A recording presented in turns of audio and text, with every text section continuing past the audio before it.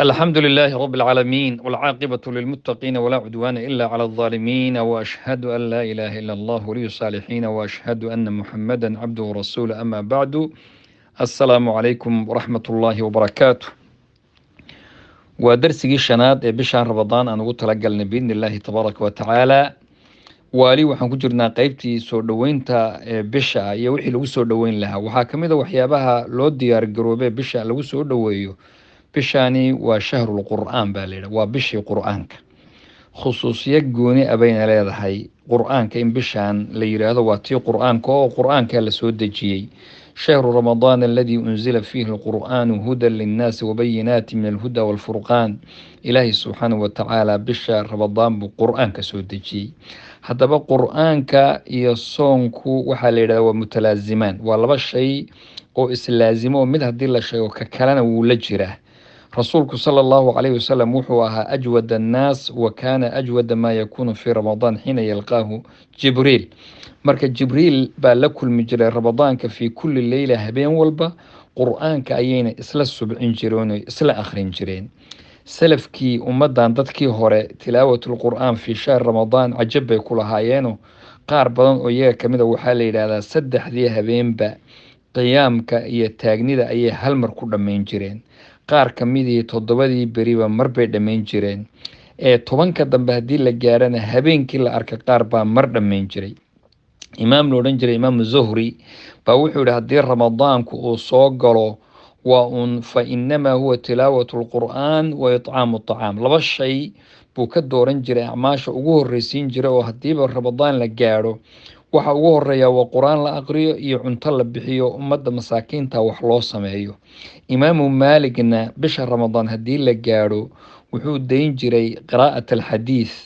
iyo dadka culammada xataa inuu la fadhiisto iyo xadiidku ku magac bixiyo aqrintiisa intuu joojiyo yaa wuxuu qaabili jiray kitaabka qur-aanka ayuu aadi jiray bisha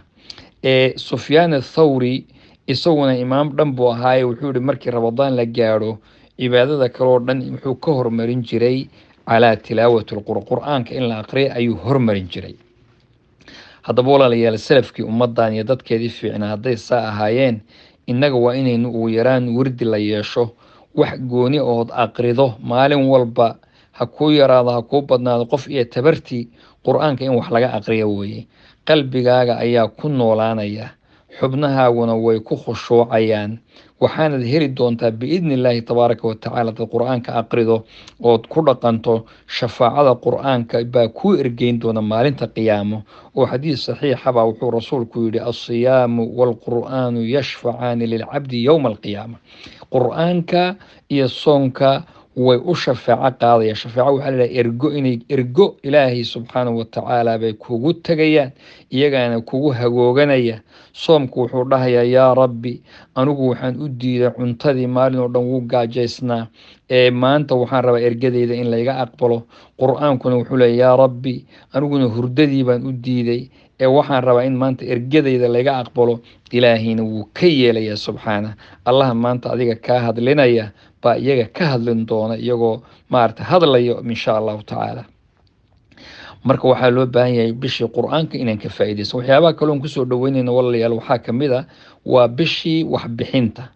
oo ixsaanka iyo samafalka uu rasuulkuna dadka aada ula hadli jiray oo odhan jiray war waxbaxsada si gaara dumarka buu la seeyaa macshara nisaa tasadaqna marka dumarkiio sadaqada badiya ayuu odhan jiray istikfaarta badiya marka waxyaabahaas oo kale rasuulku sala allah alay slam kii ku boorin jiray caaisha radia allahu canha baa qiso cajiiba waxaa la sheegaa maalin baa waxay bixisay 100,000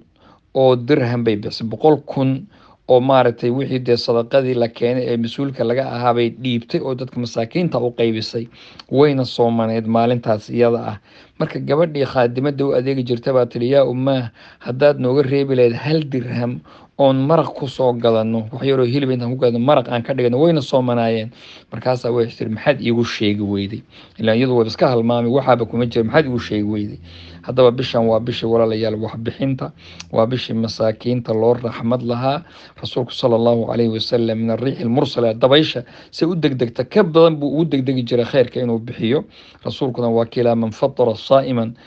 qofkii qof afuriya kaana lahu mithlu ajri gayra annahu laa yunqasu min ajri saa'imi shay-a. marka qofkii qof afuriya ajirka uu helayo kan soomanaa mid la eg baad adiguna helaysaa biidni illaahi tabaaraka wa tacaala. marka bishaan ha laga faa'iidaysto, dadkana masaakiintana ha loo naxariisto, qur-aanna aan kusoo dhoweyno. wardi go-an haddaada lahaynna hadda samayso oo maalin walbo bisha raba ugu yaraan qofku ha isku dayo inuu dhammeeyo insha allah hadduu caafimaad qabo. kii kaloo dee ka badin karana insha allahu tacaala waxa weeye khayr ee batay weeye. jazaakum allahu khayr wabaaraka allahu fiikum wasala allahuma wasalam calaa nabiyina maxamed wasaxbi ajmaciin.